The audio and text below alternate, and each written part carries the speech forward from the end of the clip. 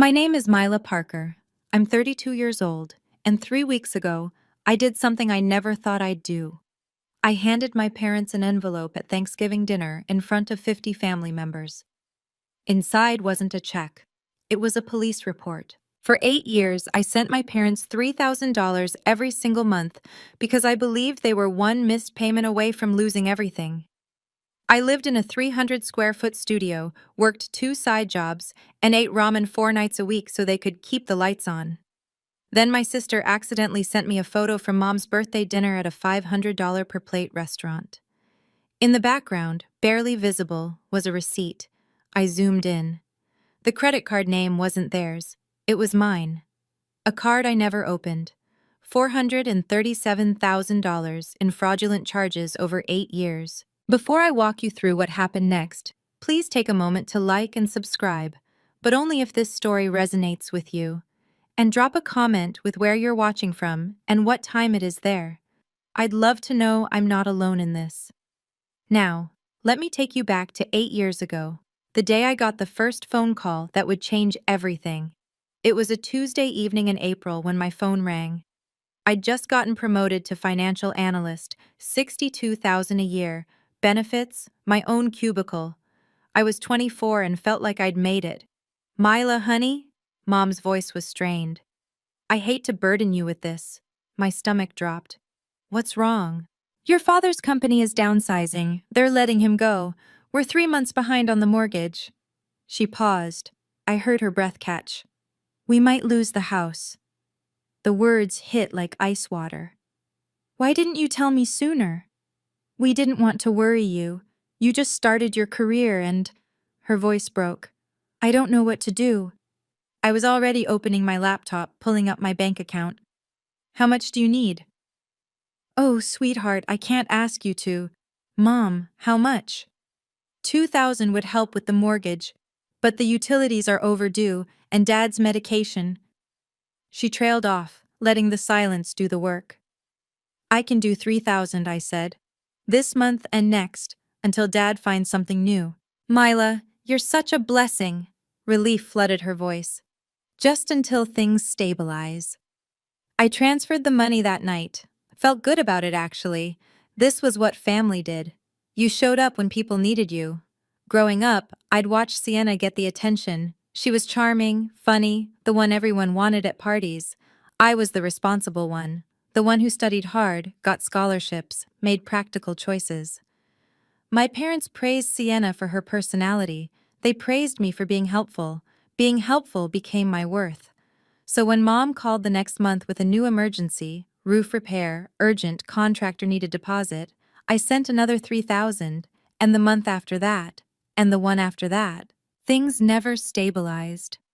Somehow, every month brought a fresh crisis: water heater, car transmission, medical tests, emergency dental work. But I told myself, this is temporary. Family takes care of family. They'd do the same for me, wouldn't they? 8 years is 2,920 days. That's 2,920 decisions to put someone else first. My studio apartment was 300 square feet in a building where the air conditioning worked 3 months a year. The furniture came from Craigslist and curbsides. My bed was a futon that never quite unfolded right. I told myself it was minimalist living, very trendy. Coworkers would ask me to lunch. I'd decline. Meal prepped, I'd say, holding up my Tupperware of, let's be honest, usually rice and canned beans. Ramen at night, oatmeal for breakfast, peanut butter sandwiches when I was feeling fancy. Sarah from accounting got promoted to senior analyst 2 years ago. That was the position I'd turned down because it required relocating to Portland. I can't move, I'd told my boss. Family situation. He'd nodded, understanding. He didn't understand. Every vacation day sat unused in my account.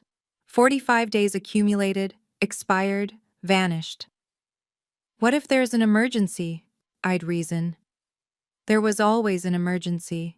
At my yearly physical, the one I delayed 6 months because the copay was $150 I didn't have, my doctor asked if I was eating enough. I laughed it off. Just being careful with money. She didn't laugh back.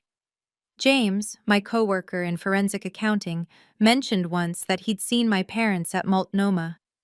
That's the upscale restaurant downtown, the one with white tablecloths and a wine list thicker than a phone book. Must have been a special occasion, I said. They deserve to celebrate after everything they've been through. He'd given me an odd look, but didn't push. I was so focused on keeping them afloat, I never questioned why they never seemed to recover, why the emergencies never ended. Why, after 8 years and $288,000, things weren't better.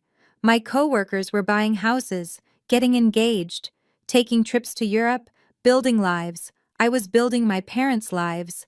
I just didn't know whose credit I was building them on. My 32nd birthday fell on a Wednesday. I worked until 7, came home to my studio, and sat on my futon with my laptop open to my banking app. $3,000. Transfer to mom and dad. Confirm. Done. I opened Facebook. Mistake. Sarah had posted photos from her new condo. 2 bedrooms, balcony, that trendy exposed brick everyone wants. Jenny from college was engaged. The ring could have doubled as a skating rink.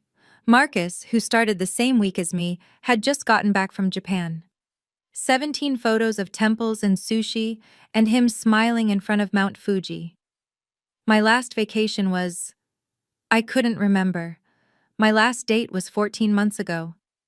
Guy seemed nice until the check came, and I asked to split a $40 total.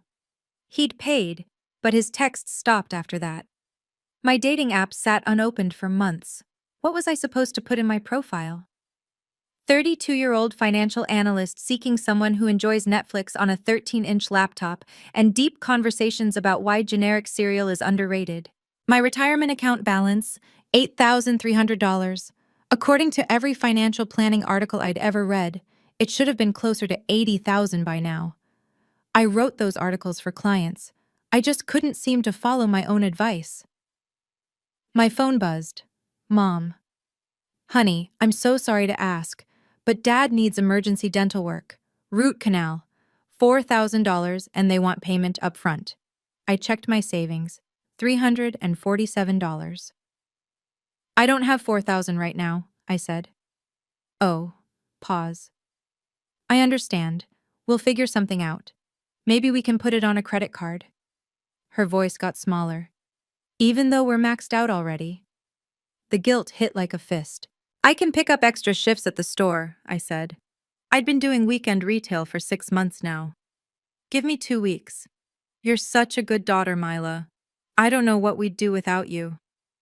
I stared at my reflection in the black laptop screen after she hung up. 32 years old, couldn't afford a birthday cake, but at least my parents wouldn't be homeless, right? The video call notification popped up Sunday morning. Sienna, with that I have news energy that made my stomach tense. Mila, oh my God, you have to see this. She thrust her left hand at the camera. Diamond, massive, probably 3 carats. Wow, I managed. Congratulations. That's beautiful. Right? Trevor proposed at Crater Lake. There was a photographer hiding in the trees and everything. She was bouncing, 28 years old and bouncing. We're thinking next June. The venue we want is at the Four Seasons. The Four Seasons. I did quick math. 50,000? 75? That's amazing. How are you... I tried to sound casual. How are you affording the Four Seasons? Oh, Mom and Dad are covering most of it. Wedding gift, you know. She waved it away like it was nothing. They've been saving in some special fund for years. Mom said they can't touch it except for this. My brain stuttered. Saving? Special fund? That's generous of them, I said slowly. Totally. Plus, I'm taking a few months off work to plan. Wedding planning is basically a full-time job. She laughed. Mom said I should stay with them, save on rent. Let me get this straight. My parents were broke. Behind on everything. Couldn't afford Dad's dental work. But they had a wedding fund? And Sienna, 28, college dropout Sienna, Was living with them rent-free while planning? You're still working, right? I asked. Oh, I quit last month. Trevor makes enough for both of us once we're married, so… She shrugged. Why stress? The math wasn't mathing. The logic wasn't logicking. Sounds perfect, I said. You're coming, right? I know money's tight for you. She actually said this, actually had the audacity, but you can't miss your only sister's wedding. Wouldn't miss it. After we hung up, I sat in my dark studio for an hour. Outside, I could hear neighbors laughing, music playing, life happening. I pulled out my calculator and did math I'd been avoiding. $288,000 over 8 years. Where did it all go? Something felt wrong. But I pushed it down. I was good at pushing things down. Friday evening. I was at my desk, finishing a client portfolio analysis. The office was quiet, just me and the hum of fluorescent lights. My phone buzzed. Family group chat. Photo from Sienna. The image loaded. Mom, Dad, Sienna at a restaurant. Not just any restaurant. I recognized the interior immediately. Oriole, the Michelin-starred place downtown where reservations book 3 months out and entrees start at $75.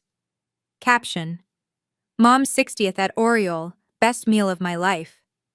Champagne glasses, gold-rimmed plates, what looked like a 30-year scotch in Dad's hand. Everyone dressed like they'd stepped out of a catalog. I zoomed in, studied the table, the details, and then I saw it. Background slightly out of focus. A receipt folder on the table edge. Black leather cracked open. Inside, the white slip of paper. I zoomed more. Enhanced. The camera phone quality wasn't great, but… There, the credit card. Just the top portion visible. The name. Mile Parker. My heart stopped. I zoomed again. Fingers shaking now. Enhanced until pixels blurred. Mila J. Parker. Not Richard. Not Linda. My name. On their credit card, at their dinner. That I never authorized, never opened, never knew existed. I couldn't breathe. Opened my credit monitoring app, the one I recommended to every client, the one I checked obsessively because I'd seen too many fraud cases. Alert. New activity. Oriole Restaurant. Portland OR. $1,847.32. I scrolled back. More alerts I'd somehow missed or dismissed. Nordstrom. $2,341.89. Last week. Serenity Spa. $890. 10 days ago. Premier Wine Merchants. $654 2023. 2 weeks ago. Account name. Discover card ending in 4472. Cardholder. Mila J. Parker. Credit limit. $45,000. Current balance. $43,127.89. I'd never opened a Discover card, never applied, never authorized. I pulled up my full credit report. Professional access. Instant. And there it was. Not one card. 4. Discover. $43,127. Visa. $67,234. MasterCard. $38,091.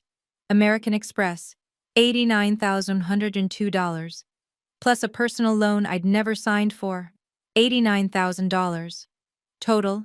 $437,554. $437,554 of debt I didn't create. The office tilted. I gripped the desk. James walked past, stopped. Mila, you okay? You look like you saw a ghost. I couldn't speak, just stared at the screen. That's my name, I finally whispered. That's my credit card, and I never opened it. I stayed at the office until 2 in the morning. James brought coffee, sat with me while I pulled every document. The first Discover card, opened 6 years ago. Applications required signature, social security number, address. I requested copies from the bank. The signature looked like mine, but I'd never signed it. The Visa, 7 years ago. Same story. MasterCard, 4 years. American Express, 5 years. Each one showed payment history. Minimum payments made monthly. On time. Keeping the accounts in good standing. Paid from where? I cross-referenced with my bank transfers. There. Every month. $3,000 went to my parents' account. And from that account, minimum payments flowed back out to these fraudulent cards. They were using my money to pay the minimums on debt they'd created in my name. Circular fraud, self-sustaining, brilliant in the most horrifying way. This is over 7 years, James said, scanning the timeline. This isn't accident, this is systematic. The charges told a story. Restaurants I couldn't afford, Nordstrom, Bloomingdale's, Delta first-class tickets to Hawaii, Four Seasons Resort, Tiffany jewelry, premium wine subscriptions, while I ate ramen, while I worked weekends, while I turned down promotions and relationships and every single chance at a life. My credit score, 581, tanked by utilization rates above 90% on all cards. Oh God, I breathed. I applied for an apartment last year, a better one. They rejected me for bad credit. I thought it was a mistake. James pointed to another line. Myla, look at this inquiry. Auto loan application, my name, dealership in Beaverton, denied for credit score. I didn't apply for a car loan. Someone did, using your information. He met my eyes. Your parents are driving a 2023 Lexus, right? I've seen it in the parking lot. The nausea hit in waves. I pulled out my phone, texted Sienna. We need to talk about Mom's birthday dinner. 3 minutes passed. The typing indicator appeared, stopped, appeared again. Finally, what about it? I sent the photo, zoomed in on the receipt, on my name. The credit card in the photo, my name was on it. Typing, stopping, more typing. Call you tomorrow. She knew, the way she hesitated, the way she avoided. She knew. Saturday morning. I dialed before I could change my mind. Hi, honey. Mom's voice, bright, fake bright. How's your weekend? I need you to explain the credit cards in my name. Silence. Long enough that I checked if the call had dropped. What credit cards? All 4 of them. And the loan, $437,000. Myla, I don't know what you're talking about. My jaw clenched. Mom, I have the statements. Oriole, your birthday. The card had my name on it. The silence stretched. Then, oh, that. Yes, that. Myla, we had to. We were desperate. Her voice shifted, tears entering. Your father lost his job years ago. I had medical bills. We were going to lose everything. You have a good income. We thought you wouldn't mind helping family. I was helping. $3,000 every single month. That covered basics, her voice rose. This was for necessities. Necessities? A $500 per plate restaurant? We needed to maintain appearances for Sienna's sake, for her wedding. I heard it. The justification, the entitlement, the complete lack of remorse. So you committed identity theft. Don't you dare use that language with me. We're your parents. You owe us. Now the anger came through. We raised you, fed you, paid for your education. I had a full scholarship. And this is how you repay us? Accusing us of crimes? You're being dramatic. Dad's voice in the background. Linda, did Sienna know? Pause. Did Sienna know? I repeated, voice harder. She might have. We needed her to use the card sometimes when we. I hung up, sat on my futon, stared at the wall. 3 hours passed. My phone buzzed. Mom, Dad, Sienna. I ignored them all. Finally, I called James. I need help, I said. Professional help. Can you? I'll be there in 20 minutes. Bring everything. I want to pause here for a moment. I know some of you watching this have dealt with financial manipulation from family.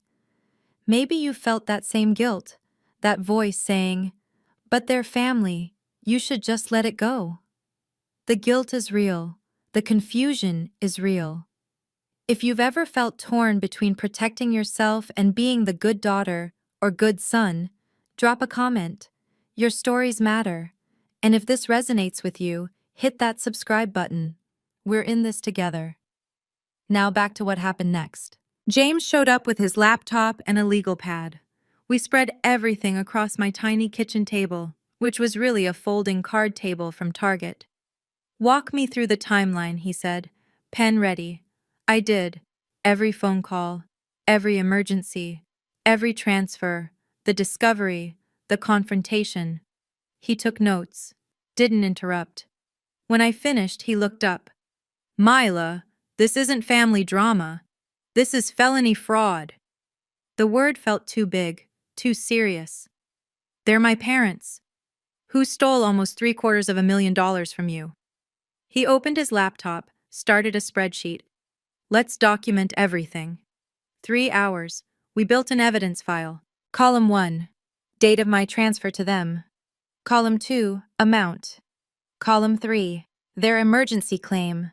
Column 4, fraudulent charges made within 1 week of my transfer. Column 5, evidence. The pattern was undeniable. Every time I sent money, charges appeared. Restaurant, shopping, travel, like clockwork. James highlighted the minimum payment amounts. "See this? They're using your $3,000 to cover minimums on your fraudulent debt. It's circular, self-funding fraud." That's... I couldn't finish. Sophisticated, calculated, premeditated. He looked at me. This wasn't desperation. This was a system. "What about Sienna?" He pulled up another tab. "Card ending in 4472, user charges by merchant." He filtered. 47 transactions made in person with physical card. All at stores Sienna mentioned on social media. Sephora, Anthropology, that resort in Maui she posted about. She spent $38,000 on my credit card. And she knew. Every time she swiped, she saw your name on that card. The betrayal went deeper than money. My whole family, conspiring, using me. "You need to file a police report," James said gently. "They're my family. They destroyed your credit, your future, your life." He paused. "What would you tell a client in this situation?" I met his eyes, knew the answer. "File charges immediately." The next 2 weeks, I became someone I didn't recognize. Cold, methodical, thorough. I requested full credit reports from all 3 bureaus. Documented every fraudulent account, every forged signature, every unauthorized inquiry. I called each credit card company. "I did not authorize this account. I'm filing fraud claims." Started the investigations. Froze new activity. I combed through my email, found text messages I'd saved, every single request for money, every guilt trip, every emergency. Mom called Tuesday. "Honey, we have an emergency. Dad needs dental work, $4,000. I put her on speaker, hit record. "Mom, about those credit cards in my name." "Oh, sweetie, don't worry about those. We're handling it." "By handling it, you mean using my money to pay minimums on my fraudulent debt?" Nervous laugh. "It's not fraud when it's family, Myla. Don't be dramatic." There. Admission on recording. In her own words. I compiled 40 pages, timeline, bank transfers, credit statements, photos of forged signatures compared to my real signature, recorded phone call, Sienna's social media posts geo-tagged at places charged to my cards, cross-references, dates, amounts, patterns. James reviewed everything. "This is airtight. Any DA would take this case." "What happens if I file?" "Criminal charges. Identity theft is federal, but also state charges. Wire fraud, credit fraud, forgery. We're looking at multiple felonies." "Prison?" 3 to 5 years if convicted. Plus restitution. They'd have to pay you back." I stared at the document. 40 pages that would destroy my family, or 40 pages that would save my life. I need one more thing, I said. What? Thanksgiving is in 3 weeks. They're hosting 50 plus people. James's eyes widened. You're going to? They've humiliated me privately for years, called me selfish, ungrateful, difficult. I met his gaze. Time everyone knew the truth. I printed 2 copies, one for police, one for Thanksgiving. The envelope was white, plain, official-looking, perfect. I texted Sienna. Coffee tomorrow? We need to talk. Tuesday. Starbucks. She arrived 20 minutes late, carrying a Gucci bag, $2,400 retail. I'd looked it up once for a client's anniversary gift I couldn't afford. So, she said, not quite meeting my eyes. What's up? When did you find out about the cards? She stirred her latte. $12 latte. I had drip coffee, $2. What do you mean? Sienna, I have your charge history. 47 transactions. When did you know they were in my name? Long pause. Mom told me, 3 years ago? Maybe 4? And you didn't think to tell me? Why? She shrugged. You were already sending them money. What difference did it make? I stared. Actually stared. I'm in $400,000 of debt. Look, you make good money. She waved it away. You don't have kids, no husband. What else were you spending it on? At least this way the family benefits. The casualness, the complete absence of guilt. I live in a studio apartment. I eat ramen. I work 2 jobs. That's your choice. Mom said they'd pay it off eventually. With what money, Sienna? She looked uncomfortable. I don't know. That's between you and them. You spent $38,000 on my credit card. Mom said it was fine. She said you wouldn't mind. Her voice rose. I didn't do anything wrong. Did you ever think to ask me? You're always so uptight about money. Mom said not to bother you. I felt something break inside. Clean. Final. You know what? She stood up. This is exactly why you don't have friends. You're so difficult, so rigid. Maybe if you learned to be generous like Mom and Dad taught us, you wouldn't be so alone. She left. I sat there for an hour, watched people come and go, normal people with normal problems. Then I called Detective Morrison. I'm ready, I said. I want to file a report. Financial Crimes Unit, Friday morning. The building smelled like burnt coffee and institutional cleaning products. Detective Sarah Morrison was 44, gray streaking her dark hair, eyes that had seen too much. She gestured to the chair across from her desk. Mr. James Chen spoke highly of you, she said, opening my case file. Let's see what we have. I handed her the folder. She flipped through. 1 page, 2, 10, 20. This is thorough. She looked up. You do this professionally? Financial analyst. Well, you'd make a good investigator, she kept reading. Identity theft, wire fraud, credit card fraud across multiple accounts. Your parents forged your signature on applications? I showed her the comparison documents, my real signature versus the forged ones. And your sister used the cards knowingly? 47 times, $38,000. She admitted she knew whose name was on them. Morrison leaned back. Usually in family fraud cases, victims don't want to press charges. Are you sure? I'm sure. This becomes public record. There'll be arraignment, court dates, your family will face felony charges, multiple counts. I understand. Your parents could see 3 to 5 years in prison if convicted, plus full restitution. She studied me. This will change everything. They already changed everything. They destroyed my credit, my savings, 8 years of my life. My voice stayed steady. I'm just making it official. She nodded, respect in her eyes. All right, I'll start the warrant process. This level of fraud, the DA will prosecute.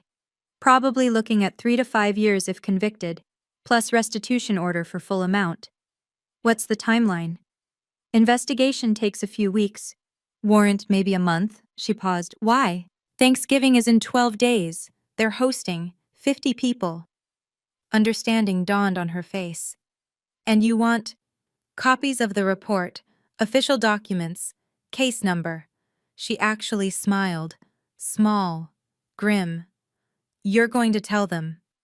Everyone's going to know. Morrison printed the documents, sealed them in an envelope. White, official, final. Here, case number 2024 FC 8847. Charges against Linda Marie Parker, Richard James Parker, and Sienna Nicole Parker. Official seal. I took the envelope, felt its weight. Most people in your situation want to hide this, Morrison said. They hid it for 8 years. I'm done hiding. Tuesday before Thanksgiving. My phone buzzed. Mom. Mila, you're still coming Thursday, right? 2 p.m. Bring dessert if you can. Aunt Carol will be there. Uncle Mike. Everyone. Translation. Behave. Don't embarrass us. Keep up appearances. I typed, deleted, typed again. I'll be there. I'll bring something special. Mom. Wonderful. Wear something nice. We're taking a family photo this year. Family photo. The audacity made me laugh. Dark, bitter sound. James found me at my desk Wednesday. You really doing this? They've spent 8 years making me feel small, selfish, ungrateful. I looked up. Time everyone sees who I really am. And who's that?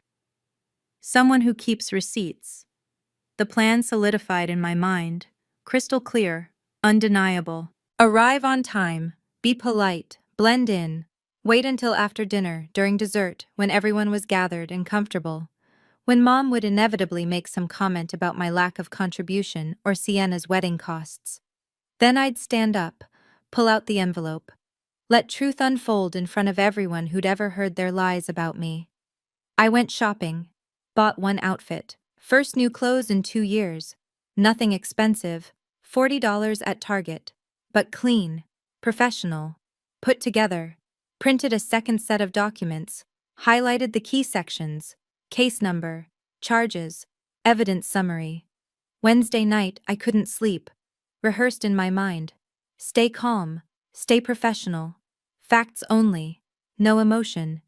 That's how you win. At 3 a.m., I got up, made coffee, reviewed everything one more time. Last Thanksgiving flashed back. Mom had announced to the whole table, Mila couldn't contribute to dinner costs this year. Times are tough for her. I had offered. She'd said no need, then publicly humiliated me. This Thanksgiving would be different. I packed the envelope in my purse, put the backup folder in my car. Thursday morning, I looked in the mirror. Same face, different person. Let's go, I told my reflection. 2 o'clock. I parked outside their house. 4-bedroom colonial, well-maintained, fresh paint, landscaped yard. The house they'd told me they were losing for 8 straight years. Deep breath, envelope in purse, backup documents in trunk. Inside, chaos. 50-plus people. Cousins I hadn't seen in years. Aunts, uncles, extended family from 3 states. Noise. Warmth. The smell of turkey and wine and pumpkin pie. Mila's here, Mom's voice carried across the room. Performative. Loud. My daughter, the financial analyst. Subtext clear. She makes good money. Look at her success. Not like us poor struggling folks. Hugs, greetings. Aunt Carol squeezed my hand. How are you, honey? Good, really good, actually. Sienna appeared at my elbow, whispered, hostile. You better not start anything. I smiled. Wouldn't dream of it. Dad approached, eyes nervous. Mila, good to see you. Can we talk later? Later sounds perfect. The dining room was magazine perfect. long table, china plates, crystal glasses, centerpiece that probably cost $200. I observed everything, made mental notes, mom's jewelry, diamond earrings, new, sparkled under the chandelier light, Sienna's engagement ring, catching light with every gesture, dad's watch, Rolex Submariner, $12,000 retail, minimum, wine bottles lining the sideboard, labels I recognized, $80 and up, fresh flower arrangements, multiple, professional, the lifestyle they'd built, with my money, on my credit. Uncle Mike, retired attorney, loud and jovial. Richard, Linda, you two really outdid yourselves. This spread must have cost a fortune. Dad's modest laugh. We do what we can, family's worth it. I sipped water, counted to 10, then 20. Dinner felt endless. Turkey, ham, 7 side dishes, people laughing, talking, normal Thanksgiving. Except nothing was normal. I barely ate, watched, waited. Dessert was being served. Pumpkin pie, apple crisp, coffee brewing. It was almost time. Mom stood, tapped her wineglass with a spoon. Crystal chimed. The room quieted. Before we finish, I want to say something. She smiled, that practiced smile. I'm so grateful we could all be together. Family is everything. We've been through tough times, but we support each other. She looked directly at me, pointed, deliberate. Some of us give more than others. Some understand what sacrifice means. Another look. Your father and I have always taught our girls to be generous, to put family first. Sienna smirked into her coffee cup. Unfortunately, not everyone learned that lesson. Mom's voice took on an edge. Mila, honey, we needed to talk about helping with Sienna's wedding costs. We're stretched thin and… I stood up. The room froze. 50 sets of eyes turned toward me. Actually, Mom, I think we should talk about finances. Right here, right now. Mom's face paled. Mila, this isn't the time. No, I think it's exactly the time. My voice stayed calm, level. You just said families should be generous, support each other. I've done that for 8 years. I pulled out the envelope. Dad. Mila, sit down. I ignored him, addressed the room. I've sent my parents $3,000 every single month for 8 years. That's $288,000 total, because they told me they were struggling, about to lose the house, couldn't pay bills. Relatives shifted, uncomfortable, confused. We were struggling, Mom started. You had birthday dinner at Oriole 2 weeks ago, $500 per plate. I held up my phone, showed the photo. Do you know how I know? Silence. Because my sister accidentally sent me this photo, and in the background there's a receipt, with a credit card. Want to guess whose name was on that card? I let the question hang. Mine. A card I never opened, never authorized, never even knew existed. Gasps rippled through the room. Mom's face was white. Mila, you're taking this out of… Everyone here thinks I'm the selfish one, the ungrateful daughter who doesn't help her family. I looked around, made eye contact. Today, you're all going to learn what really happened. Okay, I need to pause again. Before I tell you what happened next, I want to know what you think. Do you think I was right to do this publicly? Or should I have kept it private? Drop a comment. Public, if you think family fraud should be exposed, or private, if I should have handled it quietly. I genuinely want to know your thoughts. And if you haven't subscribed yet, this is about to get intense. You don't want to miss what comes next. All right, let me continue. I held my phone up, turned it so the whole table could see. This photo, Mom's birthday, Oriole. I zoomed in on the receipt area. See this? Passed my phone to Aunt Carol. She squinted. Passed it to Uncle Mike. It made its way around the table. Relatives leaning in, zooming, gasping. The credit card name, I said. What does it say? Uncle Mike looked up. It says, Mila Parker? Correct, my name. My credit card. I paused. That I never opened, never authorized, never used. The room erupted in murmurs. Mila, you're taking this out of context, Mom's voice cracked. Am I? Let me give you context. I pulled the printed credit card statements from the envelope, held them up. 4 credit cards in my name, total balance, $437,000. I walked around the table, placed statements in front of relatives. Opened between 7 and 4 years ago. Aunt Carol picked one up, read. Her eyes widened. These charges. Cousin David scanned the list. Ruth's Chris, Tiffany and Comey, Delta Airlines First Class, Nordstrom, Williams Sonoma. All while telling me they couldn't afford the mortgage. I pointed to Dad. Dad, didn't you tell me you lost your job 5 years ago? Dad said nothing, just stared at his plate. I pulled employment records. You didn't lose your job. You retired, voluntarily, with a full pension. Uncle Mike's head snapped toward Dad. You have a pension? Richard? Aunt Carol's voice. Linda, you told me last year you couldn't afford Christmas gifts. Mom's hands shook. We can explain. Please do. I stayed standing, calm. Explain to everyone how you've been living off my identity for 8 years. Cousin Jenny spoke up, voice small. Mila, wait. Don't you live in that tiny studio, the one I visited? You didn't even have air conditioning. 300 square feet, $800 a month, that's all I could afford. But why? You make good money. I let the questions sit, let everyone process. Because, I said slowly, I was funding them. I pulled out the spreadsheet, James's and my work. 40 pages condensed into irrefutable truth. $3,000 per month, 96 months. Total, $288,000. I placed it on the table, bank statements clipped behind, every transfer highlighted. Plus fraudulent credit cards, $437,000, combined total, $725,000. Uncle Mike's coffee cup clattered to the table. $700,000?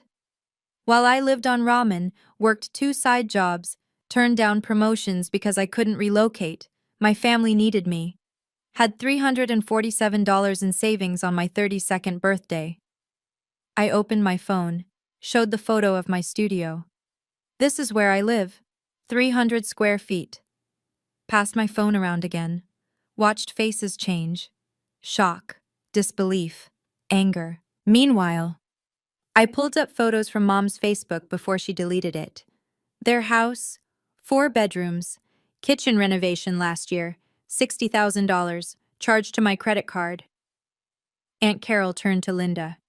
You remodeled your kitchen? And the minimum payments on these cards? I retrieved the spreadsheet.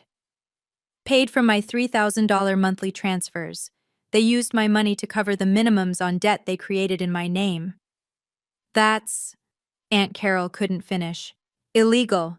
It's called identity theft, wire fraud, credit card fraud. I pulled out the recorded phone call transcript. This is from 2 weeks ago. Mom admitting on recorded line. I read aloud. It's not fraud when it's family. The transcript passed around. Relatives reading, rereading. Sienna stood. Okay, everyone needs to calm down. I turned to her. 47 transactions, $38,000. You knew they were my cards. I didn't know the full... You swiped cards with my name on them 47 times. You knew. Her face went red, then white. You all want to know why I don't contribute more? I looked around the table. Because I've already contributed $725,000 to criminals. The word landed like a bomb. Criminals. Not parents. Not family. Criminals. I held up the white envelope. The one they'd been watching. Wondering about. Last week, I went to the police. Financial Crimes Unit. Complete silence. Even the kids stopped talking. I filed a formal report. This envelope contains copies of case number 2024 FC 8847. I opened it, removed the documents, official seal visible. Official charges against Linda Marie Parker, Richard James Parker, and Sienna Nicole Parker. Mom's sob cut through the silence. You called the police on your own parents? I met her eyes, steady, calm. You committed felonies against your own daughter. Mila, please, we can work this out. Dad stood, desperate. I tried to work it out. You called me selfish, ungrateful, difficult. I handed the top document to Uncle Mike. Count 1, identity theft felony. Count 2, wire fraud felony. Count 3, credit card fraud felony. Count 4, forgery felony. He scanned it. His face went pale. These are real, official seal, Detective Sarah Morrison's signature. Warrants are being processed. Arraignment likely within 30 days. I kept my voice level. Professional. Detective Morrison estimates 3 to 5 years prison time if convicted, plus full restitution of $725,000. The room erupted, relatives talking over each other, questions, accusations, shock. Sienna screamed, "You're sending Mom and Dad to prison?" "No, they sent themselves to prison when they stole my identity." I turned to her. "You're facing charges too, accessory to fraud." "I didn't do anything." I held up her charge history. Gucci bag, $2,400. Resort vacation, $8,700. Spa weekend, $3,200. All on my card. Your signature. You're complicit. This is insane. She grabbed her purse. Uncle Mike blocked the door. "You're facing criminal charges, Sienna. Leaving won't help." I looked at my parents, really looked at them. You wanted to maintain appearances in front of family? Congratulations. Now everyone knows exactly who you are. The room exploded. Aunt Carol to Linda. "I lent you $5,000 last year. You said it was a medical emergency." Uncle Mike to Richard. "You asked me to co-sign a loan. Thank God I didn't." Cousin David. "We helped you move. You paid movers $3,000. Was that Mila's card too?" Mom sobbed. Loud. Performative. "This is all a misunderstanding." "There's no misunderstanding." Uncle Mike held up the police report. "This is official, signed by a detective, case number, court dates pending." People started gathering their things, coats, purses, kids. Some stopped to hug me. "I'm so sorry." "We had no idea. You're incredibly brave." Others left silently, didn't know whose side to take, didn't want to be involved. Aunt Carol grabbed my hands. "Honey, why didn't you tell us?" "I thought I was helping family. I didn't realize I was funding criminals." She hugged me, hard. "You're still our family." "They're not." Cousin Jenny was crying. "Mila, you gave up everything for them." And they gave me debt and humiliation. Within 20 minutes, half the house was empty. Mom stood in the center of the chaos. Mascara running. "Everyone's leaving. You ruined Thanksgiving. You ruined this family." I collected my documents, slid them back into the envelope. "No, Mom. You did that 8 years ago when you forged my signature." Dad approached, voice pleading. "Mila, if you drop the charges, we'll pay you back. Monthly payments. We'll figure it out." "You had 8 years to figure it out. You chose fraud instead." I walked to the door, turned back one final time, looked at my parents, my sister, the wreckage of their lies. "Detective Morrison will be in touch. Get a lawyer, a real one, not family." I left, got in my car, sat in the driver's seat, and felt something I hadn't felt in 8 years. Light. Monday after Thanksgiving, my phone rang. Detective Morrison. "Heard Thanksgiving got interesting." Word travels fast. "Your Aunt Carol called this morning. She's filing her own report. Loan fraud. $5,000 never repaid." Papers shuffled in the background. "Uncle Mike sent documentation on the cosign request. We're building a stronger case." What happens next? Grand jury indictment, likely this week. Arraignment scheduled December 12th. Your parents will need counsel. They called me 47 times this weekend. Don't answer. Any communication goes through attorneys now. You've hired one? Meeting her tomorrow. Civil attorney for restitution, separate from criminal. Smart move. Pause. Mila, I should tell you, the bank froze the accounts associated with the fraudulent cards. They can't make new charges. How are they reacting? Your father tried to withdraw $50,000 from savings yesterday. Flagged for investigation. Both accounts frozen pending review. A small, dark satisfaction. And Sienna? She hired an attorney, trying to claim she didn't know the cards were fraudulent. Morrison's tone was dry. Charge history proves otherwise. What's the realistic outcome? Your parents? 3 to 5 years if convicted, plus restitution. Sienna? 18 months to 2 years, her portion of restitution. But judges really hate family fraud. Could be harsher. Will they lose Dad's pension? With criminal conviction? Automatic termination. Fraud clauses are standard. My chest tightened. Not guilt, just the finality of it. This becomes public record, Morrison continued. Employment, credit, housing. It follows them forever. Good. Most people don't mean that. Most people didn't lose 8 years and $700,000. She was quiet a moment. You did the right thing, Mila. Hard thing, but right. Doesn't feel good yet. It will, eventually.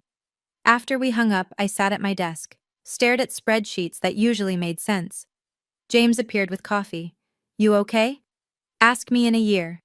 Sharon Kim's office was downtown, glass, steel, the kind of place that charges by the quarter hour. She was 50-something, sharp suit, sharper eyes. Slid my documents across her desk after reading. This is meticulous work. Financial analyst. Shows. She made notes. Criminal case proceeds separately. We file civil suit for full restitution, $725,000, plus emotional distress, legal fees, credit repair costs. Total ask, $850,000. They don't have it. We'll put a lien on the house, garnish the pension, seize assets.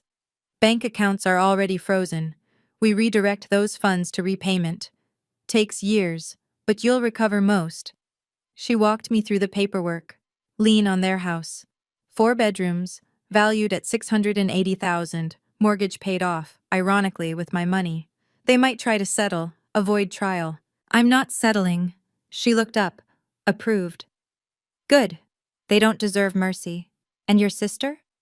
Include her, joint and several liability.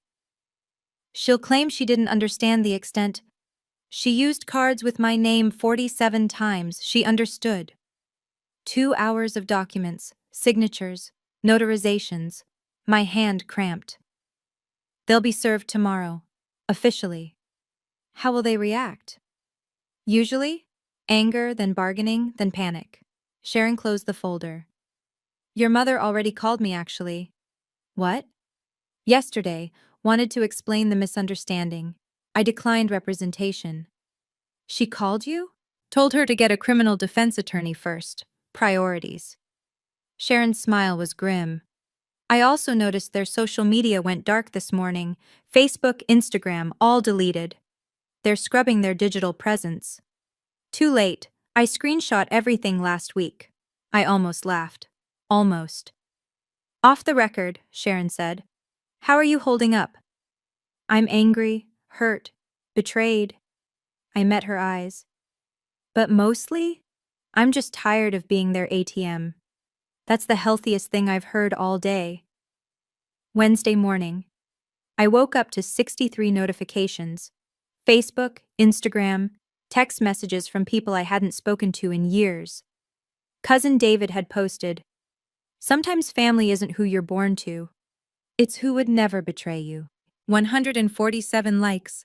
Comments asking, what happened?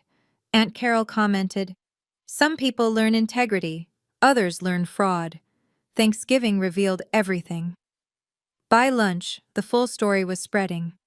Uncle Mike posted, not vague, For everyone asking what happened at Thanksgiving, Linda and Richard Parker committed identity theft against their daughter for 8 years, stole $725,000. Police involvement, criminal charges filed. Choose your sides carefully. Screenshot, share. Viral through our extended family network. Mom's best friend texted me. Is this true? Linda said you're lying. I sent her a copy of the police report. Case number 2024 FC 8847. Call Detective Morrison if you doubt me. No response. Dad's former coworkers reached out. We heard, is there anything we can do? The pastor from their church called. Your mother claims you're making false accusations.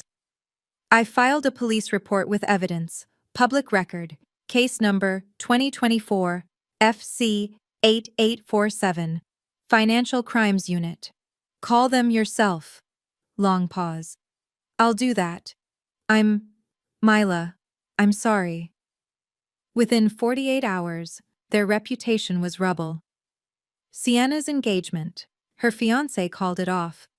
I saw the text she'd posted in a now-deleted Instagram story. Can't marry into a criminal family.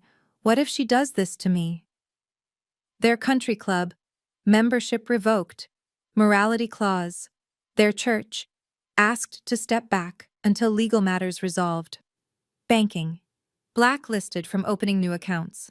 Mom's part-time bookkeeping job. Terminated. Every consequence dominoed into the next. James found me at my desk. You see all this? Hard to miss. How do you feel? I thought about it. I thought I'd feel guilty, but I don't. I feel free. December 12th. County Courthouse. Gray stone. Cold. I sat with Detective Morrison in the gallery. My parents entered through a side door with a public defender. Couldn't afford private counsel. Assets frozen. Sienna had her own attorney. Sat separate. Wouldn't look at them. Judge Patricia Smith presided. 60-something, stern, no nonsense. The People versus Linda Marie Parker, Richard James Parker, and Sienna Nicole Parker. The prosecutor stood. Your Honor, defendants are charged as follows. She read it all. Every count. Every felony. Linda Parker. 4 counts identity theft. 3 counts wire fraud. 2 counts credit card fraud. Richard Parker. 4 counts identity theft. 3 counts wire fraud. 2 counts credit card fraud. 1 count conspiracy. Sienna Parker. 2 counts credit card fraud. 1 count accessory after the fact. How do defendants plead? All 3. Not guilty. Expected formality.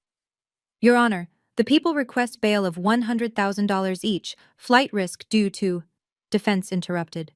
Your Honor, defendants' accounts are frozen. They can't post bail regardless. Judge Smith looked over her glasses. Bail set at $50,000 each. Defendants released on own recognizance with travel restrictions. Surrender passports within 24 hours. Trial date set for March 20th. Gavel. Done. In the hallway afterward, Mom tried to approach me. Detective Morrison stepped between us. Ma'am, step away. Dad called from across the hall.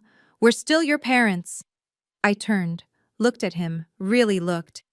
Parents don't steal from their children. Criminals do. And that's what you are now, officially. I walked away. Didn't look back. Morrison walked beside me. That was hard. No. The hard part was living with what they did for 8 years. This is just paperwork. Outside, cold December air hit my face. I breathed it in, deep. You okay? Morrison asked. Getting there. The consequences rolled out like dominoes. Systematic. Unavoidable. Real. Dad's pension. Under review by fund administrators. Fraud conviction triggers automatic termination. 30 years of payments. Gone. Mom's bookkeeping job. Terminated when her employer Googled her name and found the court records. Integrity clause in your contract, they'd said. Sienna. Fired from retail management. Same reason. We can't have someone facing fraud charges handling money. All 3 credit scores. Below 400. Destroyed. Housing. Sienna's landlord issued 30-day eviction notice. Criminal charges violated the lease agreement. The house, their 4-bedroom colonial, lien filed. Potential forced sale to cover restitution. Social consequences kept accumulating. Their church asked them not to attend until legal matters are resolved. Translation: don't come back. Country club membership revoked. Morality clause. Insurance, homeowners and auto policies non-renewed. Fraud conviction makes you uninsurable. Banking, blacklisted. Can't open new accounts anywhere. And then other victims started emerging. Their neighbor filed a police report. They'd borrowed $3,000 2 years ago, never repaid. Mom's former friend reported an $8,000 loan. Medical emergency, they'd claimed. Never saw the money again. A distant cousin co-signed a car loan. My parents defaulted, ruined her credit. Detective Morrison called me. We're up to 7 total victims. This is a larger pattern, strengthens the case significantly. They did this to other people? Systematically, for years. You were just the biggest target. I documented everything for the civil case, not out of vindictiveness, just thoroughness. This was my job. Evidence, facts, numbers. James found me working late. You okay? They're trying to paint themselves as victims on Facebook. Let them. Courts deal in evidence, not manipulation. He was right. But watching their lives collapse, even deserved, felt strange. Not guilty, not satisfied, just final. December through January, the contact attempts escalated. Letters arrived at my apartment, 23 total. I didn't open them, forwarded everything to Sharon. Voicemails, 147. I saved them all as evidence, didn't listen past the first few seconds. Emails, 89. Auto-filtered to a folder labeled Evidence. The tactics evolved. Predictable stages of manipulation. Week 1. Apologetic. We're so sorry, we'll fix this. Please give us a chance. Week 2. Guilt. How can you do this to your own mother? Don't you love us? Week 3. Bargaining. Drop the charges. We'll pay you back monthly, we promise. Week 4. Anger. You're destroying this family, you've always been vindictive. Week 5. Manipulation. Your father had a health scare, he needs you. Week 6. Threats. We'll countersue for defamation, false accusations. Sharon reviewed everything. Empty threats. They have no case. Keep documenting. Mom showed up at my workplace once, just appeared in the lobby. Security escorted her out. I filed for a restraining order. The hearing was brief. Judge granted it. No contact within 500 feet, no calls, no emails, no third-party contact. They violated it immediately. Mom called from a friend's phone 3 days later. Mila, please, just listen. I hung up. Called Detective Morrison. Consequence? Bail revoked. Both parents spent 72 hours in county jail for violation. When they got out, the contact stopped. Sienna took a different approach. Posted on social media. My sister destroyed our family over a misunderstanding.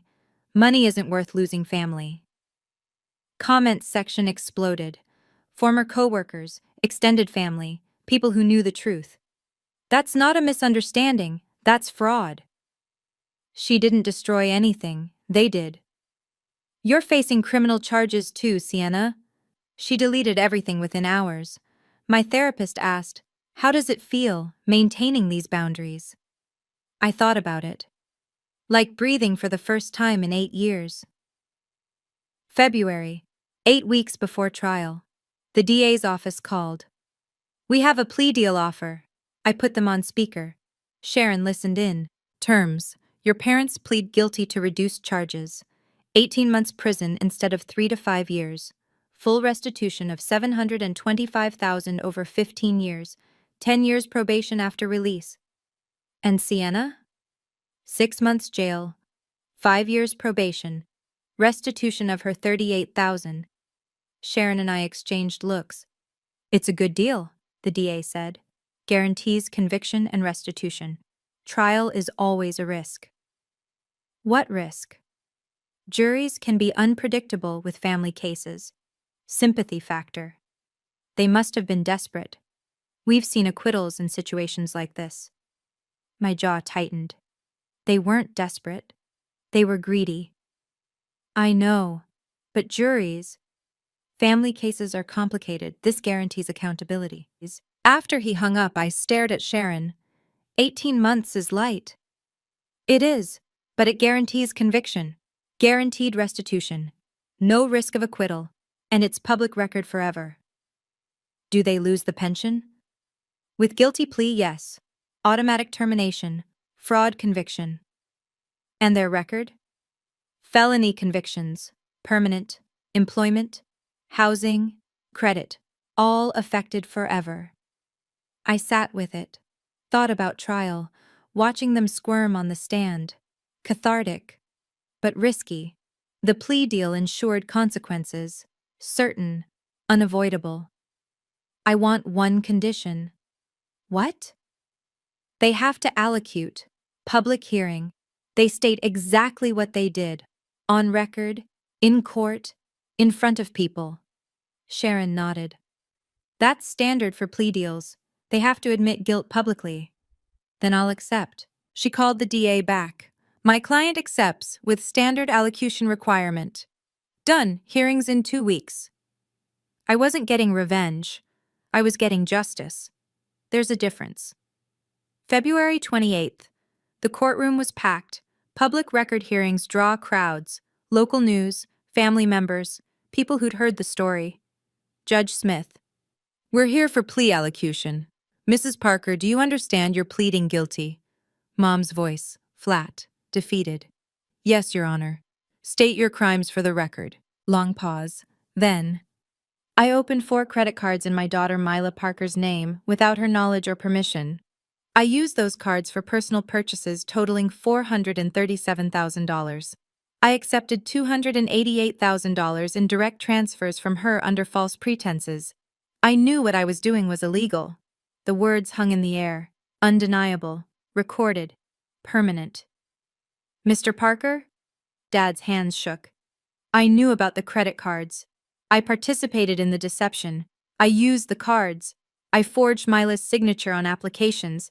I lied about my employment status to get money from her. Miss Sienna Parker? My sister was crying. I used credit cards I knew weren't mine. I spent $38,000. I knew they were in my sister's name. I didn't stop it. Judge Smith turned to me. Miss Mila Parker, do you accept these allocutions as truthful? I stood. Yes, Your Honor. Do you wish to speak? I kept it brief. For 8 years, I believed I was helping family. I sacrificed my life, my savings, my future. They betrayed that trust systematically and without remorse. I'm grateful the legal system has provided accountability. Sentencing. Linda Parker, 18 months Oregon State Correctional Institution, 10 years probation, $687,000 restitution. Richard Parker, same. Sienna Parker, 6 months county jail, 5 years probation, $38,000 restitution. All 3, felony records. Permanent no contact order with victim. Gavel. Officers approached, handcuffs. Mom turned back. Mila. I didn't respond, didn't turn, didn't acknowledge. It was over. Outside, the February sun was bright, cold, sharp. Detective Morrison walked beside me. How do you feel? Like I can breathe again. March through June. Rebuilding phase. Credit repair. I worked with all 3 bureaus, removed the fraudulent accounts, disputed every unauthorized charge. My score climbed. 580 to 680 in 4 months. Housing. I moved. 1-bedroom apartment. Windows that actually opened. Natural light. A kitchen bigger than a closet. Rent was $1,200, $400 more than my studio, but I could afford it now. Furniture. I bought a real bed, actual frame, mattress that didn't fold in half. Kitchen table from a real store, not Craigslist. A couch. Small things, normal things, things I'd denied myself for 8 years. Financial. Restitution payments started arriving. $3,200 a month from their garnished pension and seized assets. Sienna's wages garnished too. It would take 15 years to recover everything. But it was happening. Therapy. Weekly sessions. Processing betrayal. Guilt. The complexity of loving people who hurt you. Learning that boundaries aren't cruel. They're necessary. Work. I accepted the promotion I'd turned down 3 years ago. Senior financial analyst. $95,000 a year. Office with a window. Social. I reconnected with friends I'd ghosted. I'm sorry I disappeared. I was dealing with a family situation. They understood. Or tried to. Dating. First date in 2 years.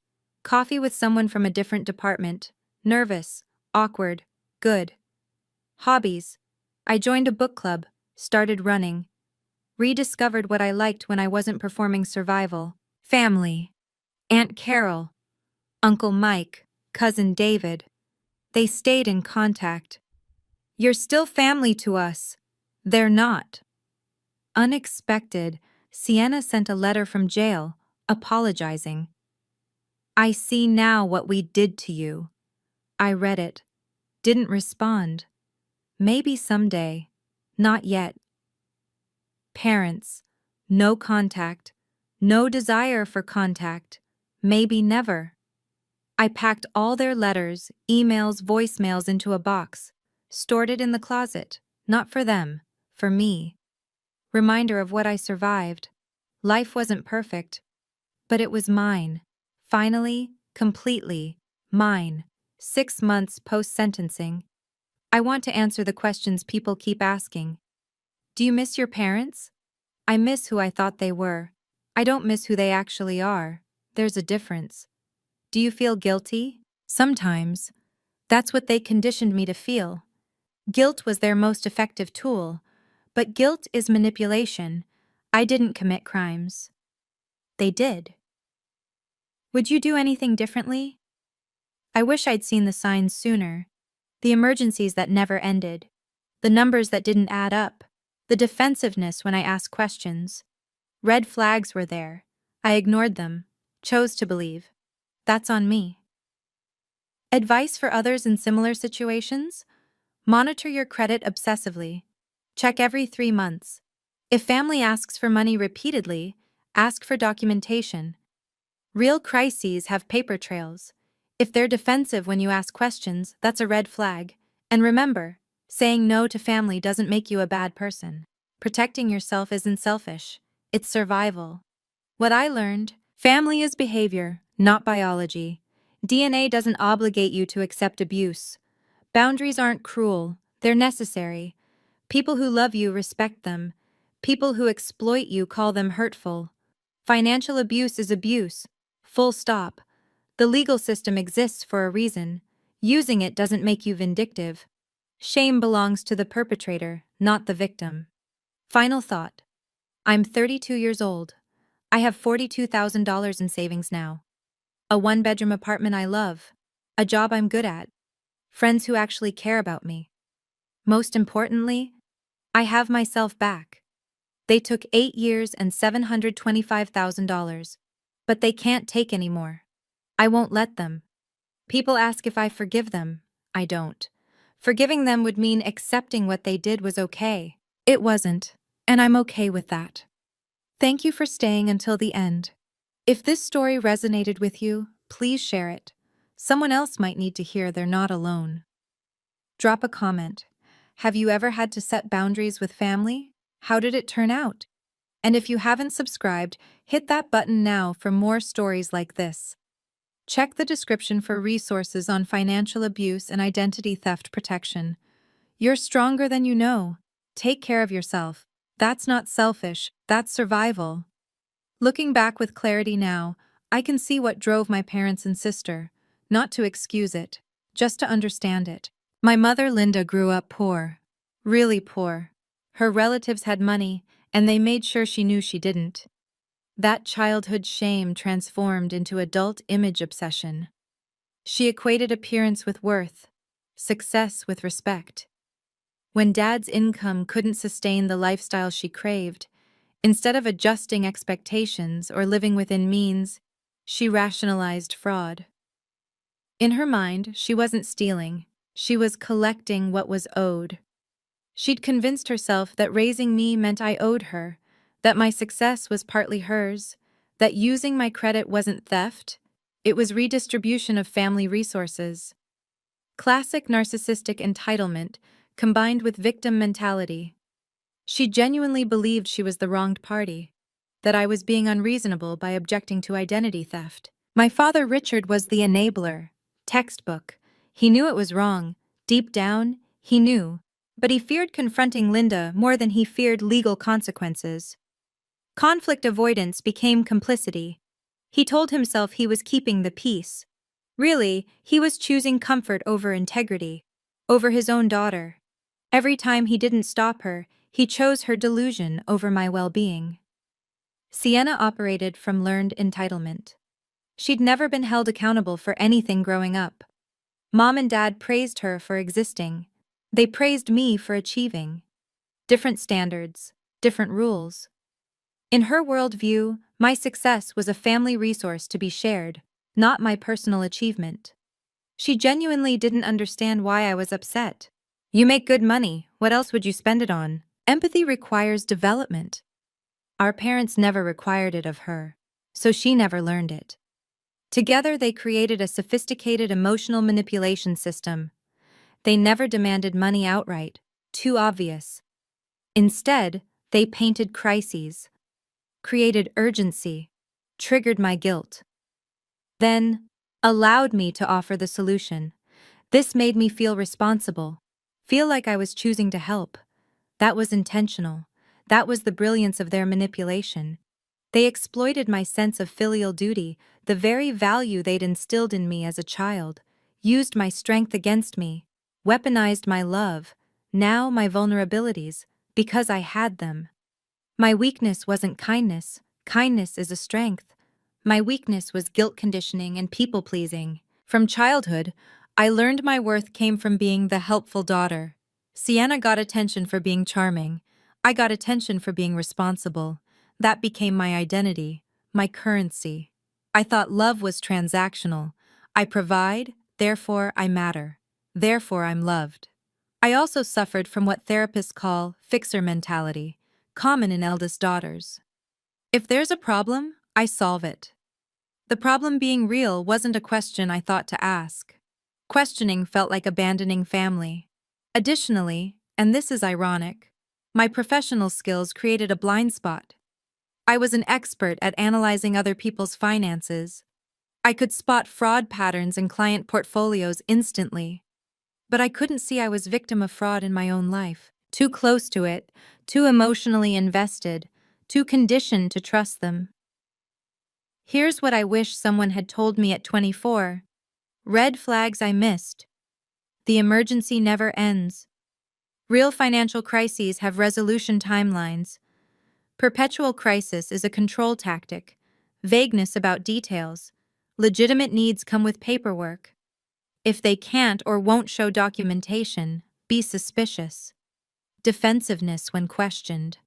Honest people welcome questions. Manipulators attack your character for asking. Your sacrifice benefits only them. Real family support is reciprocal. If you're always giving and never receiving, that's exploitation. Practical protections. Check your credit report every 3 months. Annualcreditreport.com. Free. Do it. Freeze your credit if family has your social security number. They can't open accounts without unfreezing it.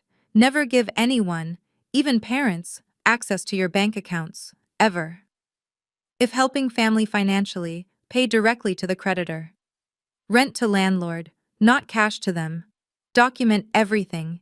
Keep records of transfers, save text messages, record calls if legal in your state. Boundary wisdom. No is a complete sentence. You don't owe justification. You don't owe explanation. People who truly love you will respect boundaries. People who exploit you will call boundaries hurtful or selfish. Setting limits doesn't make you selfish, it makes you self-preserving. Real love doesn't manipulate. Real love doesn't demand sacrifice of your well-being. Final truth. I spent 8 years being a good daughter, by their definition. It nearly destroyed me. Now I'm being a good daughter by my definition. Honest, boundaried, self-respecting. And that's the only version that matters. If you're watching this and something resonates, if you're sending money to family out of guilt rather than genuine desire, please examine why. You deserve a life that's yours, not one funded by your sacrifice for people who view you as an ATM. Take care of yourself. That's not selfish, that's survival.